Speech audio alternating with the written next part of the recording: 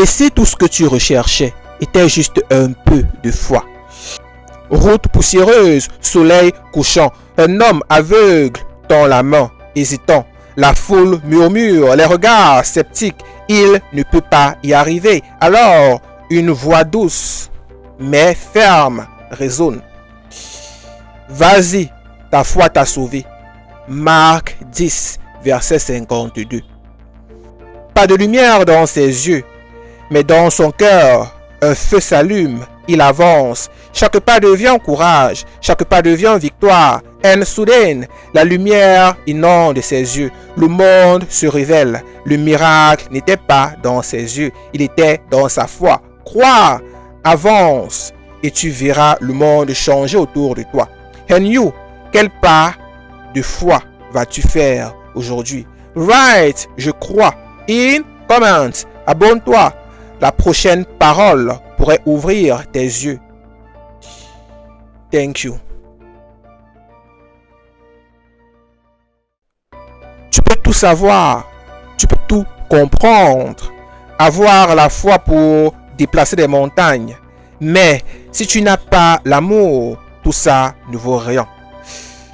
Salle vide, lumière douce qui traverse une fenêtre. Un homme seul, entouré de livres, parchemins, symboles.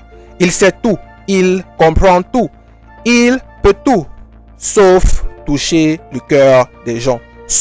Cette révélation tombe sur lui. Si j'ai toute la foi, Bird, que je n'ai pas l'amour, je ne suis rien. 1 Corinthiens 13, verset 2. Il ferme les yeux, inspire profondément et réalise que le vrai pouvoir n'est pas ce que tu sais, ni ce que tu peux faire, mais ce que tu donnes. La connaissance seule ne change personne. C'est l'amour qui transforme. Sache tout, fais tout, mais aime avant tout. And you, donnes-tu de l'amour aujourd'hui? Write, j'aime, in, comment, abonne-toi. La prochaine parole pourrait toucher ton cœur.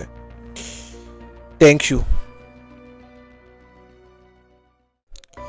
Et si la vraie bataille n'était pas à l'extérieur, mais à l'intérieur?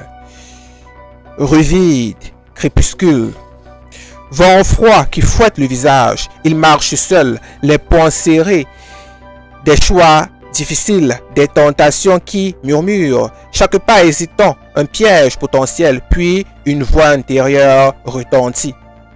Quant à toi, homme de Dieu, fuis ces choses et recherche la justice, la piété, la foi, l'amour, la persévérance, la douceur.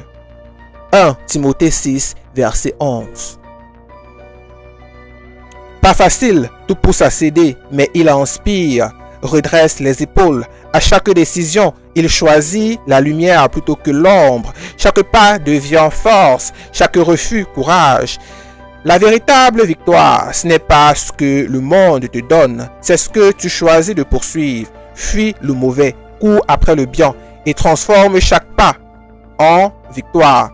And you, que choisis-tu aujourd'hui? Write, je choisis la lumière. In, comment, abonne-toi.